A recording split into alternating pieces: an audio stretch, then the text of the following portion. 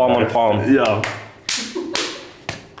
Welcome back to Storytime. Happy to bring back Storytime with Friends, and we officially have a Storytime with Friends co-host joining in 2025. For the first time ever, we will have a co-host into the show. My cousin and business partner, Dylan Buckle. Dill, thank you so much for being here. Appreciate you being here. There we go. We've got 2 hands clapping in this one. Lekker. How you doing? This. I'm stoked. This is going to be fun. It's exciting. It's one of those things that's kind of scary when you think about it, because we've been thinking about it for 3 years now. A very long time. And then you're like, I'm sitting here and I'm like, fuck, I'm tired. Got to pull through. Wish that Vita was open. Yeah, the Vita. I mean, shout out to them. I don't blame them for being closed on a public holiday. But hey, we don't have caffeine in our veins, but you know what we are going to have in our veins? Knox! You go. Yes! I'm the most subtle guy to, lead into our sponsors. And I actually did have this before having it on the show as well. So this isn't the first time I'm having it. And it was actually, I think before we signed with them, even I had some of this. And we tried to figure out as well, like, what is it? And it's just fucking delicious. It's like become a thing that you do, like a double vodka and a sugar-free Knox. Or like a double, it's so good, like a double gin. Stand down, Red Bull. We're coming for your marketing turf. Yeah, like a little double gin and the watermelon flavor, or like a double vodka, and this is the blueberry, I think, right? Yeah, this is the sugar-free blue raspberry. Raspberry. I mean, same thing, dude. Like same. If I had to put a blue raspberry in front of you and a blueberry, if you could tell the difference, I'd be surprised. Now I'm kidding. One's fucking like this and one's like a berry. You would be able to tell. Oh, really? Or like a gooseberry. Those are those ugly yellow ones. Those are the weird ones that people seem to always sell, and they taste so like, you know what I mean? No, like it hits you in your. Did you ever chow the berries? Those red ones that grew in everyone's gardens. Yes. That were technically poisonous. Yes. And we pick the berries out the tree and eat them. And if you threw them at each other, it would cause that like little blood stain, and it would be there for life. You'd have that for life. We used to throw them against Opa's white wall. Do you remember that? Yes. We used to go pick them off the bush and just lut them, and you'd come around the corner. Who did this? And in our infinite wisdom, it'd be like, I don't know. We're like, I don't know. Covered in red berry juice. That wasn't me. You talk to your neighbors, homie. Yeah. Yeah, man. Gooseberries. What a weird one, and what an interesting topic to start the podcast on. Berries. Who eats? If you eat gooseberries, I want you to tell us in the comments, because you are strange and it's weird. I get putting it in like yogurt, maybe like in like an unsweetened Bulgarian yogurt where it has that conflict of flavors. That makes sense. But where else? Jess, do you eat gooseberries? Are you a goose? Okay, I've never seen you eat a gooseberry. There's just no need. You get strawberries, you get blueberries, you get raspberries, you get... How many others are there? Why do you need... And why is it a gooseberry? I don't know. We're going to have to look this up afterwards and come back to it in the next episode. We're going to have to take a note and be like, we figured out gooseberries, guys. Watch us only think about it in like 2 months and be like, by the way, the gooseberry. And wake up in the middle of the night in like a sweat, fever sweat, like the gooseberries. Have to come and tell the people. Okay, before we dwell on gooseberries too long, let's chat about you and I. We've gone a long way back together. I think I've known you as long as you've been alive. You've known me as long as you've been alive. It's a very cool kind of concept. You had 2 years without me in the world. What a boring 2 years, man. I know, right? Like, what was I doing? There was no noise, no cockpot. No Buzz Lightyear stock command. Exactly. From the lounge. There was no Bionicles, Lego Bionicles. Yeah, man, what a crazy time, dude. It has been insane. So, just to give everyone reference, our moms are sisters. So our moms work together. Not anymore, but they did work together, yeah. And when we were lighties, they worked together. Yeah. So Dill and I were always together.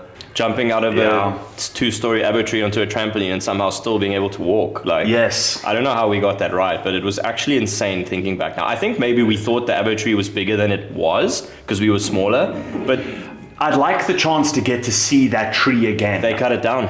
Really? We moved out of the house. They paved over the whole garden. They cut that tree down. It was the size of a house, and they cut it down. You remember we had infinite avos, like 24/7. Yeah, that's why your dog was fat as shit. Shame, Toffee, rest in peace, my boy. I know I'm gonna see you again one day. But dude, he did 2 things. He ate avos off the avo tree as they fell, and he would just He was like the second-hand avo picker. He's also the only dog I've ever heard of in my life that chows avos. I mean, he would chow whatever he could find, and this leads into the second part of the story was, remember, we weren't far from Kenridge Primary. He would waddle down to Kenridge Primary every day to the school kids, and the school kids would give him their sandwiches.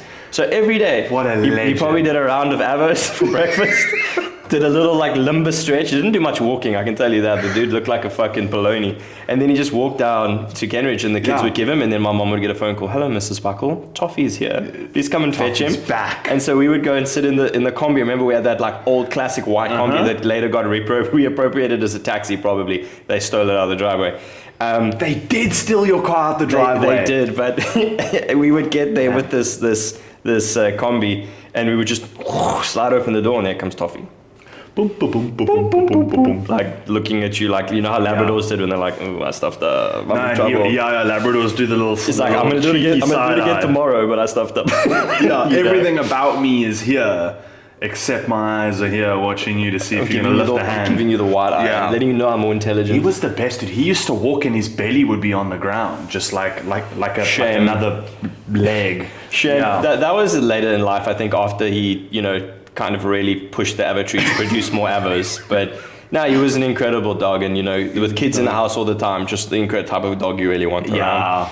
But yeah, dude, and also flip back to our childhood, just thinking, just we mentioned we wanted to talk about life before the internet, right? And I think that experience and that relationship really encapsulated that, like every time someone says to me, "Oh, you remember back in the day?" Like we were lucky that we didn't have social media, throughout our entire childhood. And it pretty much pins back to that, like literally building sandcastles in like the garden soil, ripping up your mom's like plants, like hitting each other with sticks. We're not talking about that story yet. We can save that.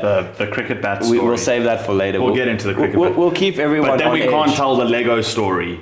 Why not? They have to go together. The Lego, two different heartbreaks, I think, in 2 different days. We can get there. Let's start with the joyous occasions first. The joyous occasions. Oh man, what was it? Like Road to El Dorado, absolute banger animated film. Still my favorite animated film of all time. Might be number one. No, very closely second to that is Treasure Planet for me. So like, for me, those 2 movies, and Titan AE, those 3 movies kind of like encapsulate my childhood with animated movies that were kind of made for adults, that even as kids we could appreciate and kind of feel that they were a little bit more than just like a Disney movie, you know what I'm saying? I agree. Those 3, absolute banger. I'm pretty sure you and I watched all 3 of those movies together probably over 100 times. Titan AE is the only one I don't really recall. Titan AE was the one, it was made by DreamWorks, and it was very much like an adult animated film that our parents were like, cool, that's a kids show, they can watch it. It's similar to Tron. It was the one where essentially the world got invaded by the aliens and they all escaped on the ships, and then they had the Titan, which was basically the cradle of mankind. They had all the genetic profiles of everything on Earth on this Titan, and they had to go and form a new planet. And it's Matt Damon in that movie. It was one of his earliest voice acting gigs. That's badass. See, like, and you don't even realize, and Drew Barrymore. Matt Damon and Drew Barrymore. Really? I watched that and I'm like, dude, this sounds like Drew Barrymore, and it turned out to be the 2 of them. I like when actors do that. I like when actors go do like voiceover into like cartoon or animation. Like that's on my bucket list for in my life. And video games, dude. Like video game voice acting is blowing up at the moment because the video games industry is exploding. You know Charlie Cox, who plays Daredevil in the TV show? He just did a voice acting gig for a game called Expedition 33 that just came out, made by a French studio. Beautiful game, beautiful story, beautiful art. He did the lead's voice, and it was his first voice acting gig ever. So he's never voice acted before, and he was this, Gustav is the character's name, he was the voice actor, and it was just an incredible performance. Like, just the mingling of the arts is becoming, incredible. I love that though. And also love that. Like name something better than like a good adult animated show, like Invincible. Have you watched Invincible? We started like 2-3 weeks ago. A friend of ours suggested it, so we're like 4 episodes. Okay, so you've got 1. Simmons in there. That's literally like Omni-Man. Like how incredible. You've got I can't remember his name now. The guy who plays Invincible. He's the guy who plays in The Walking Dead. Oh, you keep going, I'll tell you right now.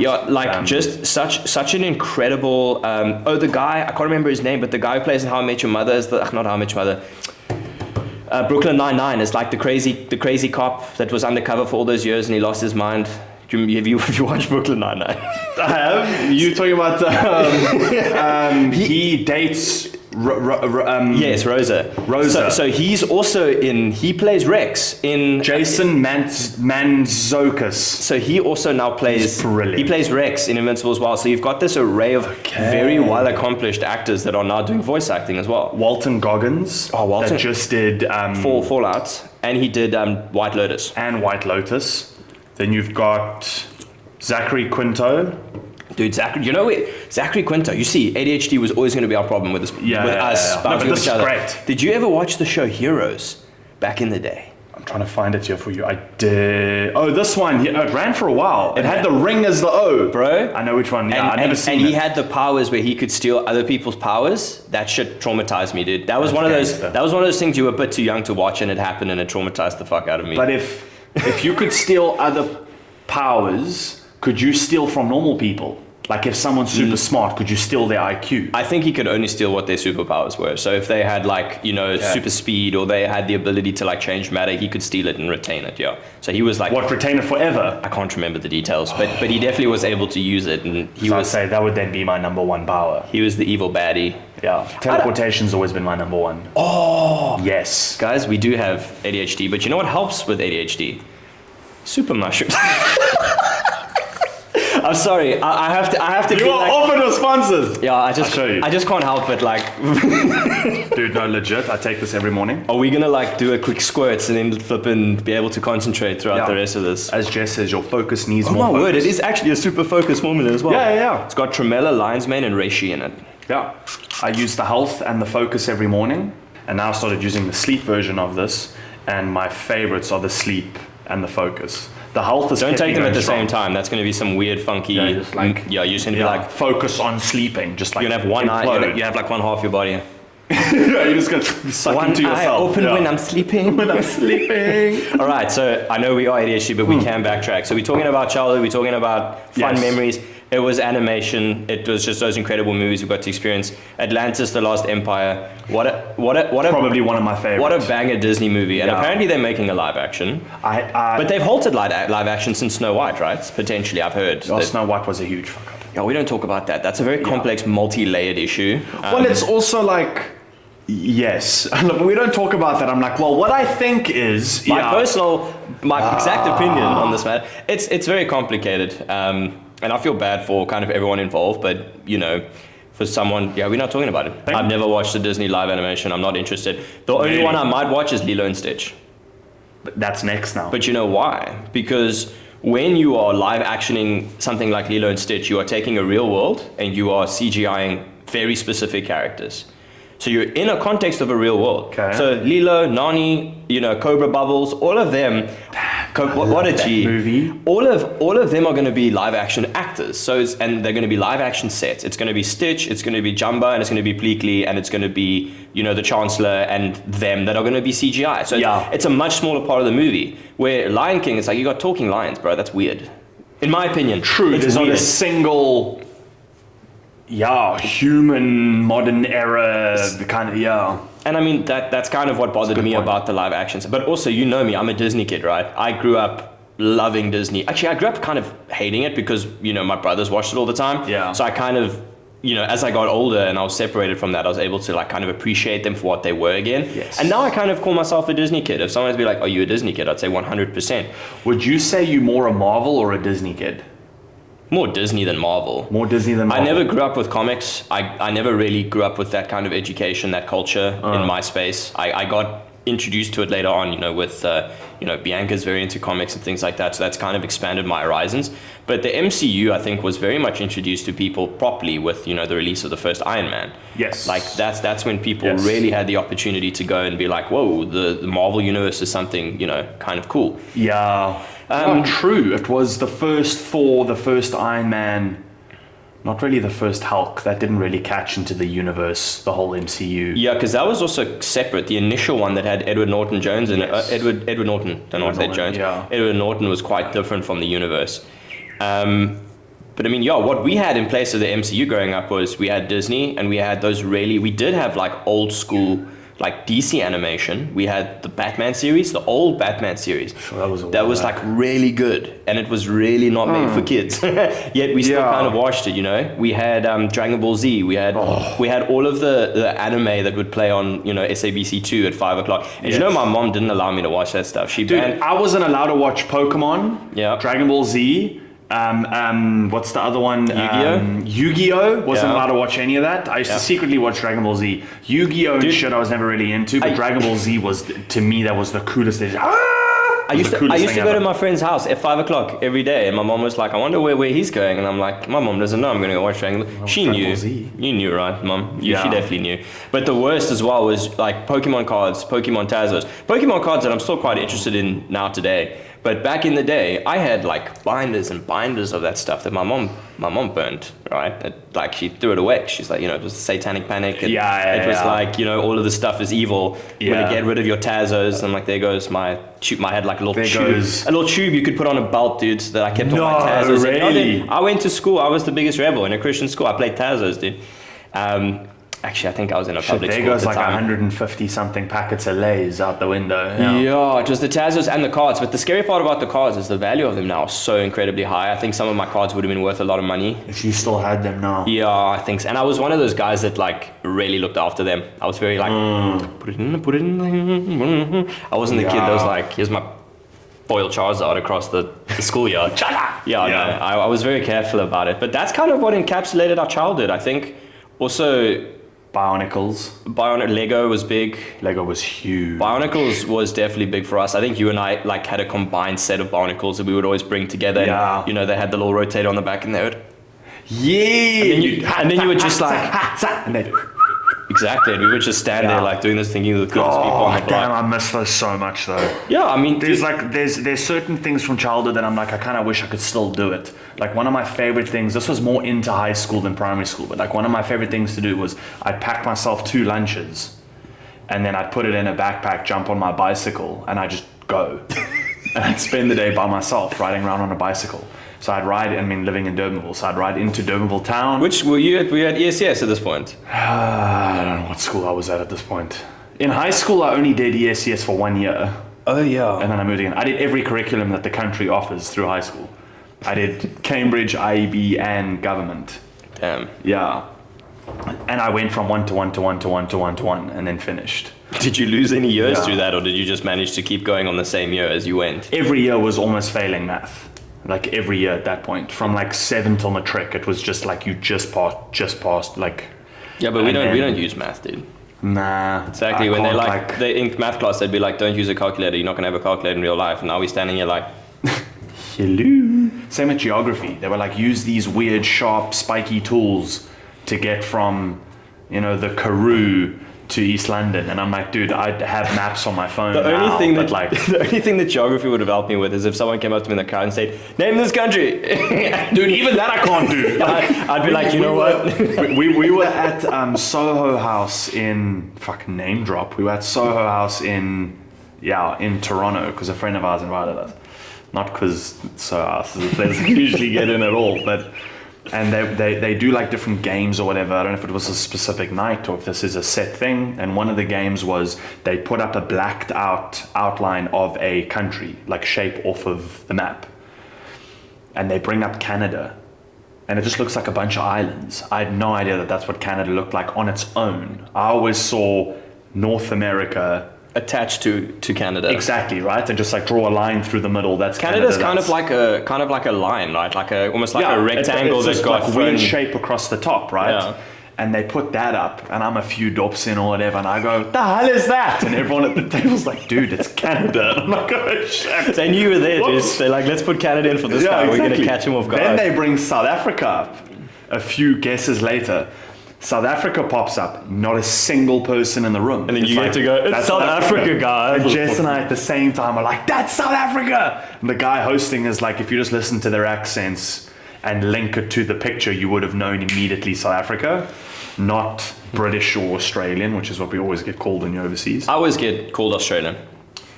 All the time, especially now that I got a little bit of a muzzy. People are like, oh, you're definitely Aussie. You got a muzzy and a mully, bro. Drinking an ox hydrate feels like... Is there no one else? Give it up for still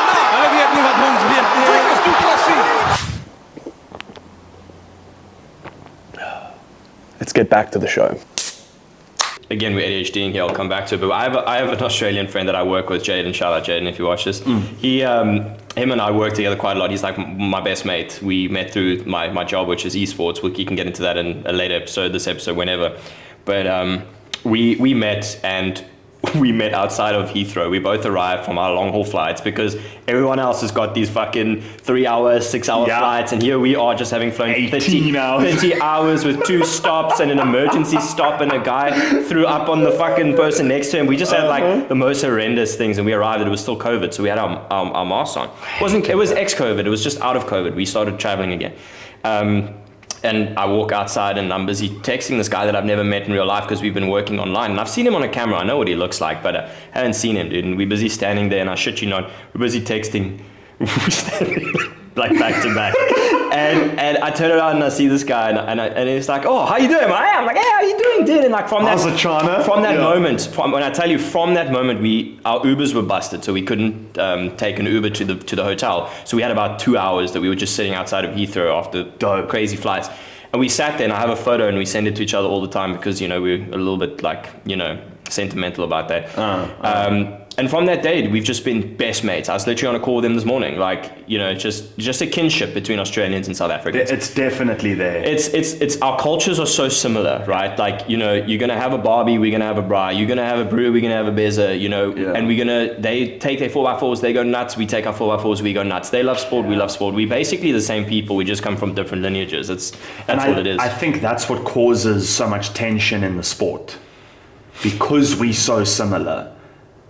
I think it's more that Australians and South Africans both get really vicious when it comes to sport. Yeah. I think we have such an attachment to sport that we lean into it. We're like, you want to talk shit about our team? I'll mess you up. That 100%. And it's ironic when it comes from a country where they literally had their test squad cheating in cricket against us. They had some very questionable Australian players as well. So. But then again, you look at our team, and I'm pretty sure from the outside we also aren't perfect. I mean, we're double world champions, so I mean... Pretty damn perfect. Yeah. Pretty damn perfect. Dude, I've met some great Aussie people. Shout out Peter Grant. He's a stand-up comedian that I actually met through Jess when we went to Canada. He's now in America. He went on Kill Tony. Oh, wow. Yeah. Kill Tony's brutal. Like, people go up there, and it's like... This is your one shot at potentially becoming the next big thing. And then you might never want to get on a stage again after how much they rip you apart. But I also go... I respect it. Maybe that's the way it is. Yeah. Maybe you got to be tough, hard skin, walk up there, have a good performance, or don't waste their time.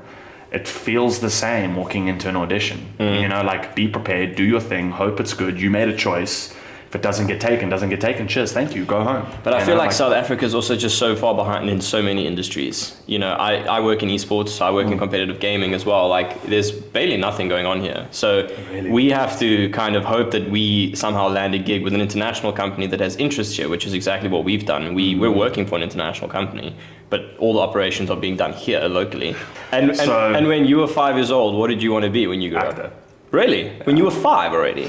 5, okay, no, maybe I'm being silly. 5 is like, geez, I don't know what I wanted to be other than a superhero. I want to be fed. I want to be Goku. Yeah. Yeah. Okay. Then, all right. Let's say when you turned 13, that's kind of like you're into your teens. It's kind of like you wanted to be an actor. And who was your biggest inspiration? Will Smith. Jinx. Yeah, dude, I will never forget. Like, I remember when you really fell into the acting kind of thing, and it was just Will Smith movies left, right, and center. And to be fair, I love Will Smith. 2000s Will Smith, Hitch, just like one of my favorites of all time. Men in Black's a classic. I mean, what is your favorite take on Will Smith? But also consider how he played that role in kind of inspiring you to become an actor. Fresh Prince of Bel-Air, obviously. That's my numero uno. Till the day I die. Like, I grew up watching Fresh Prince of Bel-Air and Martin. Those are like my 2 favorite sitcoms, which we'll discuss in the next episode. I mean, every day I'd sit with a journal, and any time Will Smith would have a line in the show, I'd write it down. Only his dialogue. And then I'd learn it off by heart. And then throughout the day, I would recite or recall Will Smith lines. That's crazy, yeah. So like someone would say something, and off the bat, I would know. So now we're talking about, I don't know, rugby, and Will Smith made a comment about being like super fit or being an athlete or whatever in Fresh Prince. I could recall that he'd made that comment, and that would be my response. And so I would find that I would get the reaction I would want from people the more I was like Will Smith, quote unquote, the Fresh Prince, right?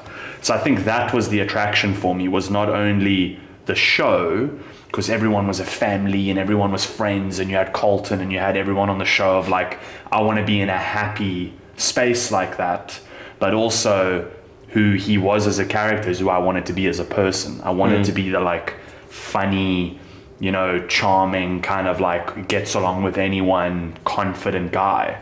So I think it fed both. Outside of like, I'm trying to think of like the most classic movies I watched as a kid. Like, what's the one with Brad Pitt where he cries and he's beautiful with the long hair? Legends of the Fall. Thank you. Like I used to watch Legends of the Fall with my mom, and then I used to watch Rocky, like the first Rocky with my dad. Like that's as far I can think into like, I'm an actor, thespian, and I watch classic films. You know, like I didn't grow up on classic films. You know, like where do you find it in South Africa? Like now I'll go, okay, I'm gonna go back and watch like James Dean films. I'm gonna go watch Apocalypse Now. I'm gonna go what, you know, now that I have this intrigue. But as a kid, that wasn't there.